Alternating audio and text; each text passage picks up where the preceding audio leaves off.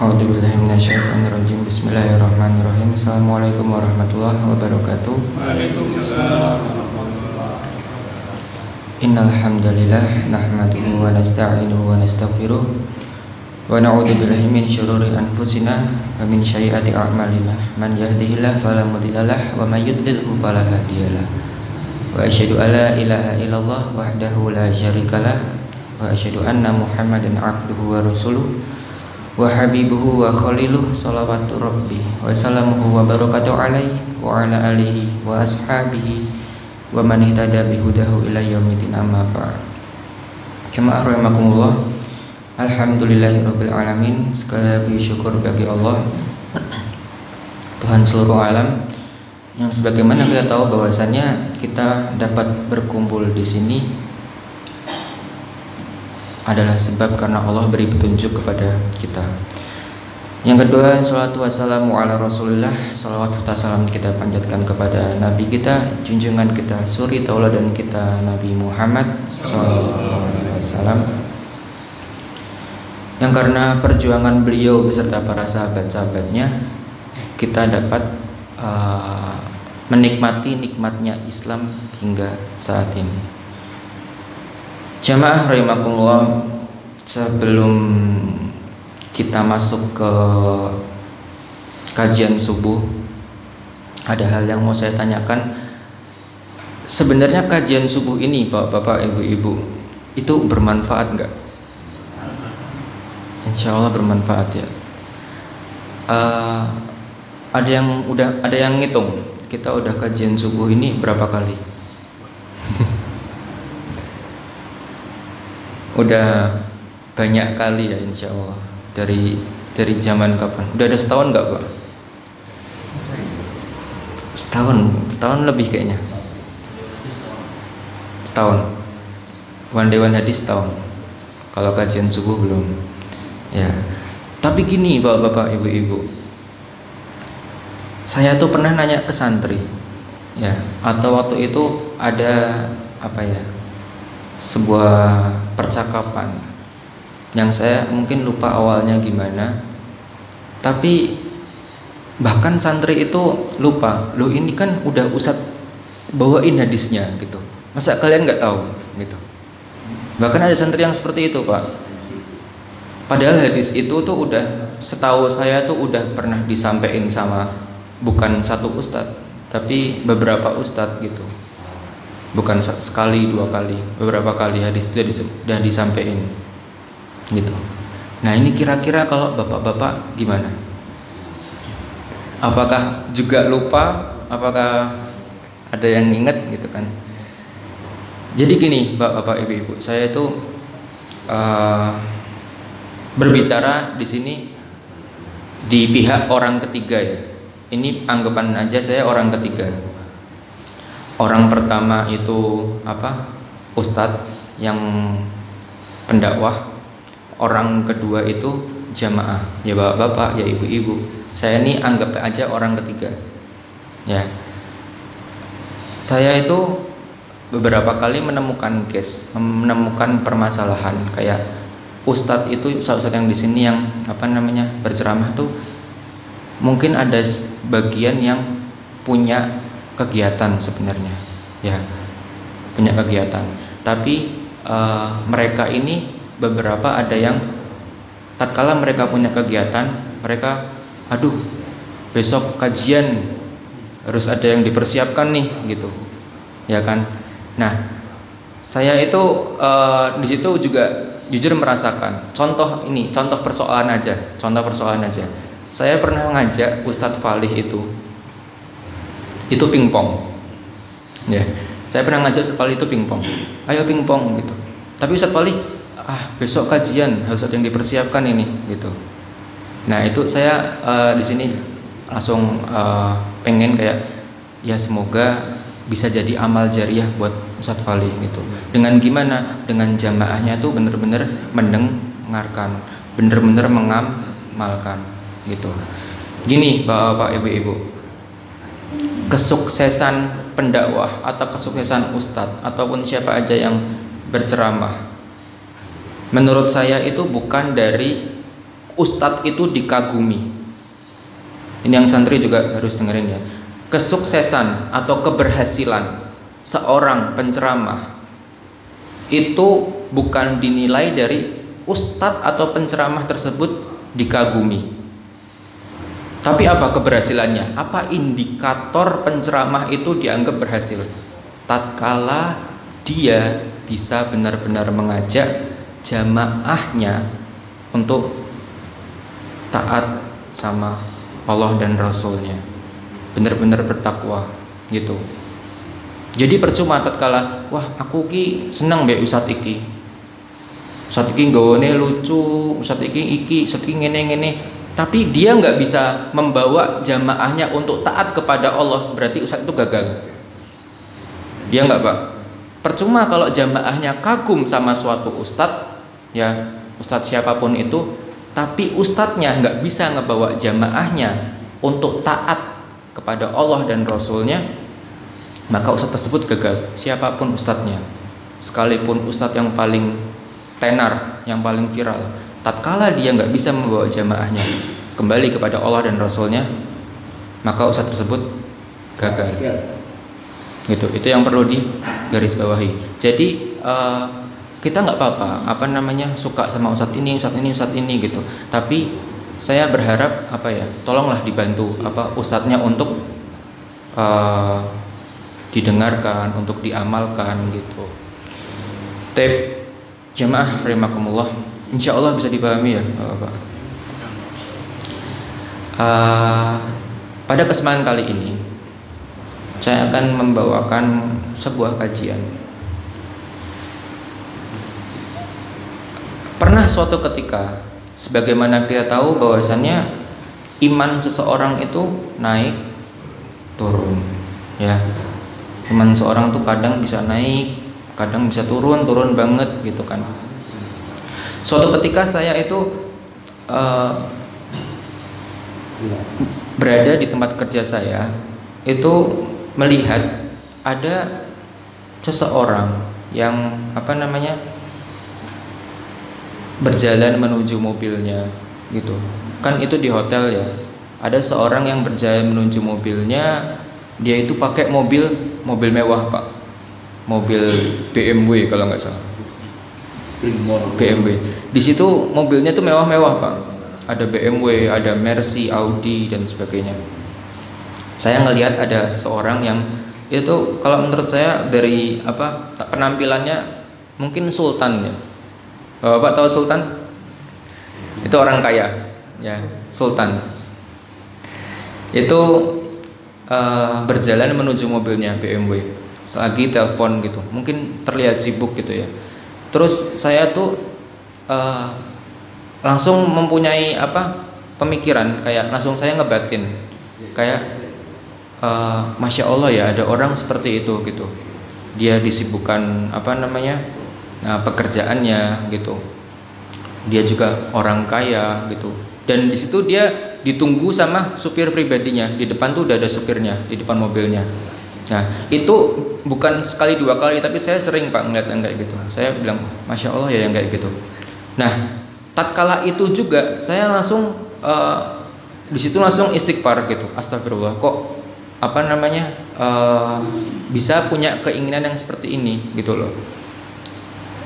Sebagaimana kita tahu, sebagaimana yang udah pernah kita bahas ya, kalau Allah menambahkan rezeki kepada orang yang gak pernah sekalipun mengingat kepada Allah, namanya istidraj, ya kan Pak?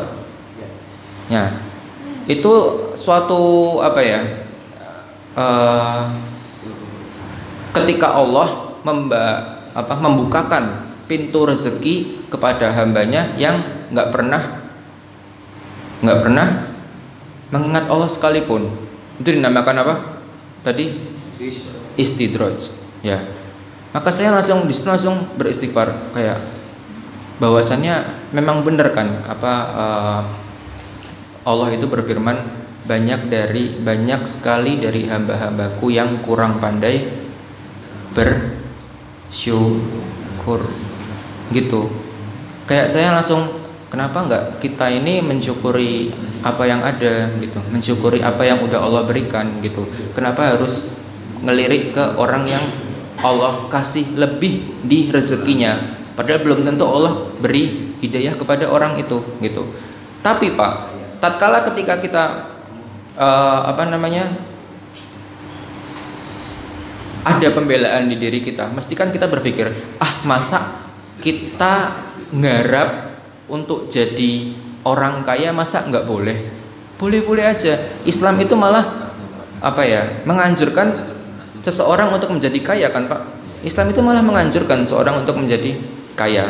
Nah, tapi apa salahnya juga untuk kita lebih lebih menyalahkan diri kita di situ. Saya mikir kayak Allah itu malah yang udah tahu pasti gitu apa yang terbaik buat hambanya gitu. Maka dari itu lebih baik menyalahkan diri kita gitu. Walaupun kita sebenarnya punya alasan sendiri, masa nggak boleh sih jadi orang kaya, masa nggak boleh sih pengen BMW aja, masa nggak boleh pengen mobil yang ini, masa nggak boleh gini. Itu boleh-boleh aja.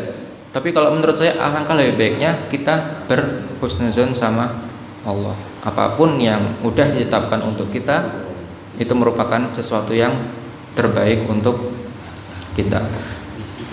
Membahas masalah tadi Pak, sebagaimana Rasulullah SAW itu pernah bersabda, "Idza ra'aita Allah Ta'ala yu'til 'abda minad dunya ma yuhibbuhu wa huwa muqimun 'ala ma'asihi fa innama dzalika min husnid-draj."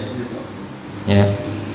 Bila kamu melihat Allah memberi pada hambanya dari perkara dunia yang diinginkan, ya, memberi pada hambanya dari perkara dunia yang diinginkan, padahal dia terus menerus berada dalam kemaksiatan kepada Allah, maka ketahuilah bahwa hal itu disebut istidraj atau jebakan berupa nikmat Allah yang disegerakan.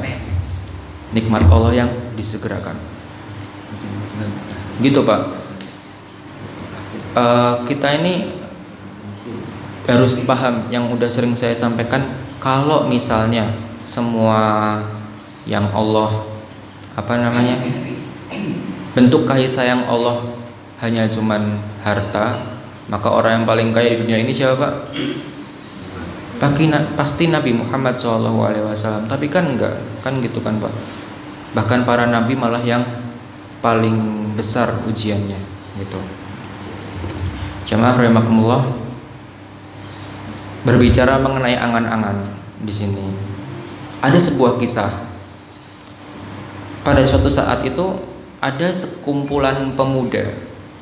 Sekumpulan pemuda itu sedang berada di depan Ka'bah, sedang berbicara, atau mungkin di zaman kita ini nongkrong lah di depan Ka'bah. Tapi ya, pemuda ini merupakan anak-anak dari sahabat Nabi, yaitu Zubair bin Awam.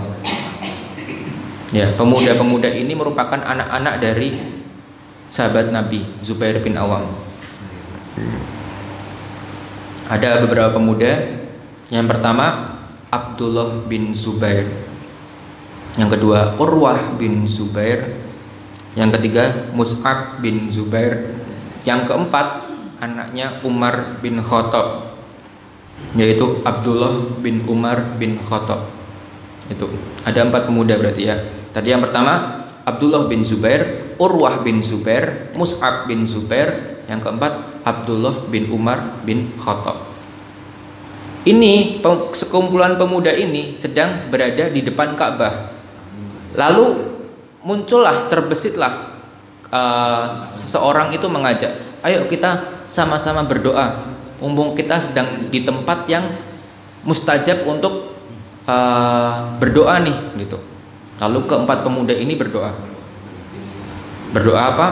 Yang pertama Abdullah bin Zubair, ia berdoa bahwasannya ia ingin menjadi khalifah. Pada saat itu ia ingin menjadi khalifah.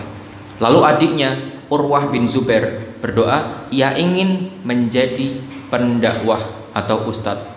Urwah bin Zubair. Makanya kan kalau kita baca buku hadis itu kebanyakan hadis itu juga diriwayatkan sama Urwah bin Zubair. Dia tuh meriwayatkan beliau radhiyallahu an itu dia meriwayatkan dari bibinya. Dari bibinya kebanyakan Aisyah. Urwah bin Zubair, dia menjadi pendakwah ya. Terus yang ketiga Mus'ab bin Zubair. Beliau ini ingin menjadi gubernur Irak pada saat itu. Dia berdoa ingin menjadi gubernur Irak, dan ia juga berdoa ingin menikah dengan Aisyah binti Tolhah Ubaidillah dan Sakinah binti Husain. Ini tuh ada bukunya Pak, yang apa namanya bercerita tentang Aisyah binti Tolhah sama Sakinah binti Husain ini. Ini ada bukunya, dan kalau kita baca itu wanita ini tuh, dua wanita itu wanita spesial ya. Qadarullah Pak, semua cita-cita ini, cita-cita anak-anak ini, pemuda-pemuda ini terwujud. Tadi yang pertama Abdullah bin Zubair ingin menjadi khalifah, pada saat besarnya beliau jadi khalifah beneran ya. Terus yang kedua adiknya Urwah bin Zubair ingin menjadi pendakwah, nah terwujud juga. Tatkala sekarang itu kita tadi kalau misalnya baca hadis itu banyak riwayat dari Urwah bin Zubair ini. Terus yang ketiga tadi Mus'ab bin Zubair untuk menjadi gubernur Irak, dan terjadi beliau menjadi gubernur Irak, dan juga terjadi menikah dengan dua orang tadi. Akhirnya menikah Pak dengan dua orang tadi. Siapa? Aisyah binti Tolhah dan Sakinah binti Husain. Akhirnya menikah, dan terlewatkan tadi satu orang yang anaknya yang merupakan anak dari Abdullah bin Umar bin Khattab. Kenapa saya nggak bacakan tadi? Karena ini dia angan-angannya spesial Pak. Apa yang diminta Abdullah bin Umar bin Khattab ini? Dia bilang, ama ana, kalau aku pengen kesalahanku diampuni sama Allah Subhanahu wa taala. Masya Allah banget. Dia tuh cuman pengen, dia berdoa di Ka'bah itu cuman pengen dia dosa-dosanya diampuni oleh Allah Subhanahu wa taala. Maka dari itu kita ngelihat Pak, di sini semakin tingginya keimanan seseorang, maka semakin berbobotnya doa orang tersebut gitu. Ini bukan berarti mengarti kecilkan doa-doa yang lainnya, enggak. Doa-doa yang lainnya ini juga hebat-hebat. Ada yang menjadi pendakwah, ya, ada yang menjadi gubernur Irak, ya, ada yang menjadi apa tadi khalifah, ya. Ini langsung saja. Doa-doa yang lainnya juga berbobot gitu.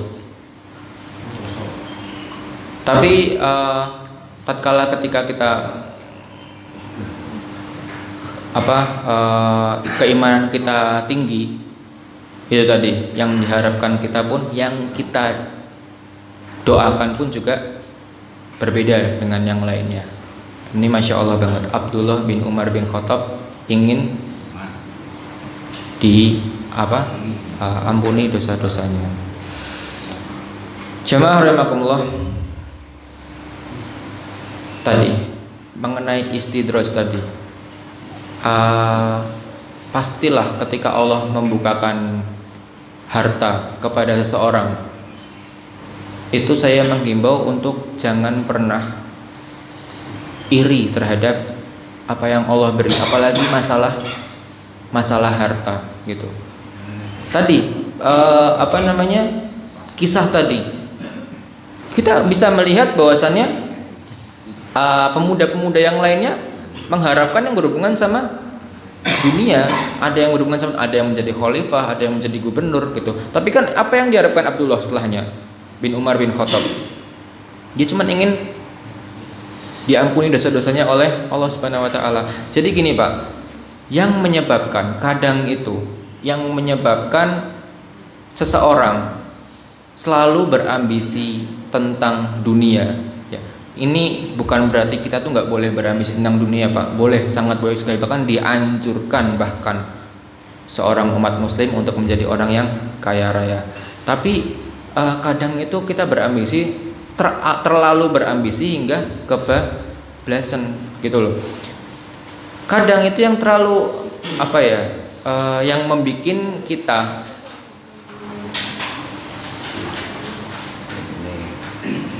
bisa dibagi dulu.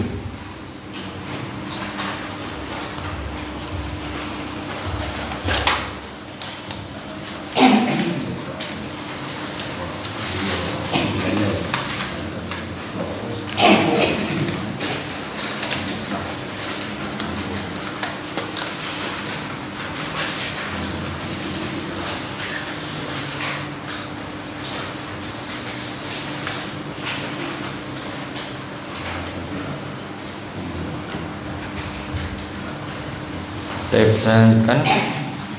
Kadang itu Pak Bu, yang membuat kita itu terlalu berambisi terhadap dunia adalah orang-orang terdekat kita sendiri, ya kerabat kita, keluarga kita gitu. Mungkin ada permasalahan kayak gini Pak, pasti ada seseorang keluarga itu membandingkan keluarga lainnya atau saudaranya dengan tolak ukur harta, ya enggak Pak? Kue mbok koyok ngono lah ben sukses gitu, mbok sinau mbek kui ben sukses. Nah, mbok koyok ngono contoh lo ben. Pernah enggak ada seorang keluarga yang bahkan mungkin pernah tapi jarang nih, kue mbok ngaji yo koyok ngono ben iso ngaji, kan enggak kan? Mungkin jarang banget kan keluarga yang seperti itu. Kebanyakan keluarga kan kowe mbok sinau sekokae belajar cara-cara bisnis ben sukses. Mungkin kan kebanyakan kayak gitu. Tapi sangat jarang seorang keluarga mesti mengingatkan tentang agama. Tatkala mengingatkan tentang agama, yang ada Pak mesti nesu. Ya, kebanyakan, bukan mesti, kebanyakan nesu. Tatkala ada keluarga yang kowe mbok sinau ngaji lah mbek si kui ben iso ngaji, mesti jawabannya apa? Opo to wong aku wis ngaji ning omah kok kowe ora ngerti. Nah, mungkin kayak gitu Pak. Kebanyakan keluarga mungkin karena mereka tolak ukur indikator orang sukses menurut mereka itu apa Pak? Dengan harta. Tolak ukurnya dengan harta, maka nggak heran tatkala kebanyakan dari kita atau kebanyakan kerabat-kerabat kita, keluarga-keluarga kita ya nunjukin masalah harta. Bener apa enggak Pak? Bener gitu loh. Coba kalau mindsetnya semua diubah, mindsetnya orang-orang ini diubah, tolak ukur kesuksesan dengan apa? Dengan agama. Semakin bertakwanya orang, semakin sukses orang itu. Mesti nggak ada, insya Allah nggak ada yang berlomba-lomba. Ya sewajarnya aja lah. Saya ada kisah Pak, cerita, kisah nyata. Ini sebagai penutup.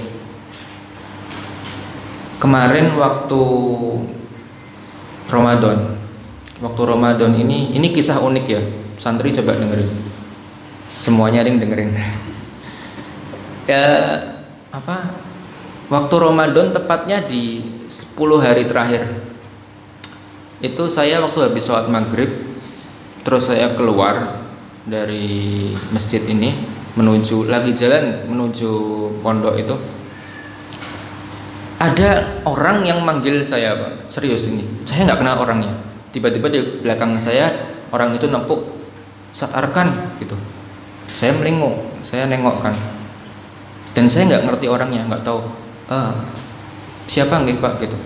Bapak itu bilang, maaf Mas Ustadz, saya ada masalah pribadi, saya boleh curhat sedikit gitu. Saya nggak kenal orangnya ini Pak. Langsung, oh iya Pak, monggo. Saya ajak ke pondok, saya persilakan duduk. Sebentar nggih Pak, saya masuk sebentar. Waktu itu saya niat mau minum sih. Saya masuk, saya balik lagi ke tempatnya. Jadi orang ini itu cerita Pak,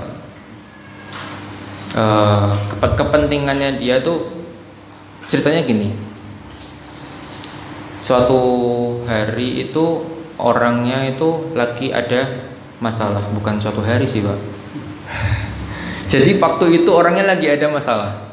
Masalahnya apa? Orangnya itu sedang ditinggal bojone. Ya, lagi ditinggal bojone. Saya maaf, flashback mundur lagi sebelumnya. Saya bilang ke orangnya, "Pak nyuwun sewu, Bapak kenalan saya dari mana ya?" gitu. Dia menjelaskan sebelumnya, "Mas, ini nyuwun sewu, Mas. Ustadz Wali tahu juga. Saya sama Ustadz Wali waktu itu. Mas nyuwun sewu, Mas. Ustadz saya itu sebelumnya tuh tadinya sore ini saya itu mau bunuh diri, Mas." Bilangnya gitu. "Saya itu mau bunuh diri, Mas." Terus saya bilang, "Lah kenapa Pak mau bunuh diri?" "Saya itu ditinggal sama bojo saya, anak bojo saya," gitu. Terus kenapa bisa sampai sini? "Waktu saya mau bunuh diri, saya dicegah sama seseorang gitu, sama teman saya, saya agak lupa, sama seorang gitu. Jangan, kenapa gitu? Kamu tuh kalau ada masalah tuh jangan bunuh diri gitu. Coba itu di Tanah Mas di sini." Akhirnya dikasihlah alamat ini. Ada ustadznya namanya, saya tuh malah nggak tahu ada ustadznya namanya ustadz ini. Cobalah konsultasi ke sana gitu. Makanya Mas saya habis itu ke sini gitu. Nah, waktu itu dia langsung menjelaskan permasalahannya. Saya itu habis di PHK baru beberapa bulan. Saya itu habis di PHK baru beberapa bulan. Terus setelah itu barusan kemarin itu anak bojo saya itu ternyata ninggalin saya, kabur dari rumah. Ya, kabur dari rumah. Pamitnya memang sebelumnya tuh udah sering cekcok sama istri saya gitu. Terus mereka kabur dari rumah, mereka balik ke rumah orang tuanya gitu. Itulah yang menyebabkan saya sekarang frustasi, yang menyebabkan saya ingin memutuskan buat bunuh diri gitu. Nah, dari situ saya nanya terus, intinya maksudnya gimana? Ya, tolong diberi nasihat gitu. Jadi gini Pak, ketika yang kita butuhkan itu, yang kita cari di sini cuman uang aja, ya tatkala rezeki kita diambil, ya udah selesai gitu. Jadi kita ini sebagai laki-laki, sebagai suami ataupun ibu-ibu yang sebagai istri, janganlah berpatokan segalanya hanya tentang dunia.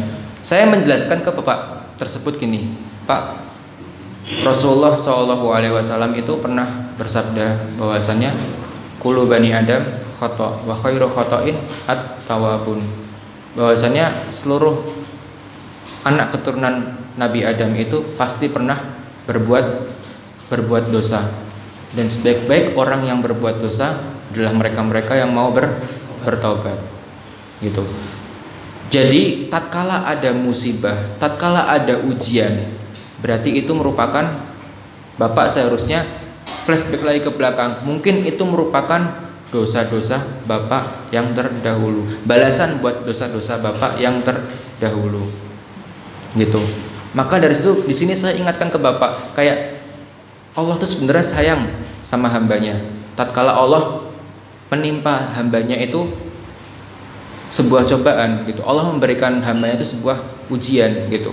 Tapi tatkala bapak ingin bunuh diri, ya berarti bapak udah selesai gitu loh. Udah sengsara di dunia, nanti juga sengsara di akhirat. Terus solusinya apa? Yang pertama, sering-sering istighfar. Saya sampaikan seperti itu Pak, sering-sering istighfar gitu. Mungkin ini merupakan balasan dari dosa-dosa bapak yang terdahulu. Terus yang kedua apa? Sabar gitu. Saya sampaikan gini ke orangnya, "Pak, yang Allah janjikan tuh surga, ya kan? Allah beriin ujian. Kalau bapak bisa melewati ujian ini, nih loh yang Allah janjiin tuh surga, nggak main-main gitu loh. Kalau bapak bisa, ya insya Allah kita bakal masuk surga gitu loh. Tapi kalau yang Allah janjikan Yang Allah janjikan sesuatu yang nggak main-main gitu. Tapi kalau yang Allah janjikan hal yang remeh, ya ujiannya nggak bakal seberat ini, gitu loh. Ya manusia nggak bakal dikasih ujian yang berat-berat. Tapi kan yang Allah janjikan kan surga ini, sesuatu yang istimewa, gitu loh. Jadi wajar kalau Allah beriin ujiannya juga ujian yang nggak main-main. Saya sampaikan seperti itu, Pak. Makanya waktu itu bapaknya juga mungkin sedikit banyak sadar ya. Insya Allah semoga bapaknya itu sadar. Terus saya juga sampaikan solusi yang lainnya, bahwasannya Allah itu pernah berfirman, Allah Subhanahu Wa Taala itu pernah berfirman, fa inna ma'al usri yusra, inna ma'al usri yusra, gitu. Sesungguhnya bersama kesulitan pasti ada kemudahan. Kan gitu. Allah sampaikan 2 kali. Nggak cuma sekali, Allah sampaikan 2 kali malah dalam satu surat gitu loh. Bersama kesulitan pasti ada kemudahan. Ini banyak yang keliru di masyarakat itu mengartikan ayat ini itu setelah kesulitan ada kemudahan, setelah kesulitan, padahal enggak. Padahal artinya bersama kesulitan ada kemudahan. Jadi tatkala ada ujian menimpa kita, itu datangnya bareng sama kemudahan sebenarnya. Ada cobaan menimpa kita, itu tatkala ada cobaan menimpa kita, datangnya sebenarnya bareng sama solusinya. Tinggal kita tuh mau nyari solusinya atau enggak. Soalnya janji Allah bersama, bukan setelah loh, bersama. Bersama kesulitan ada kemudahan. Jadi tekone iki bareng jane. Tinggal kitanya mau mencari solusinya atau enggak. Nah, saya sampaikan yang seperti itu ke bapak-bapaknya itu. Ya, sebenarnya itu setiap ada masalah, sebenarnya tuh datangnya itu bareng sama solusinya. Nah, ini sekarang monggo tinggal bapak itu mau nyari solusinya itu atau enggak. Dan yang terpenting solusinya bukan bunuh diri, ya.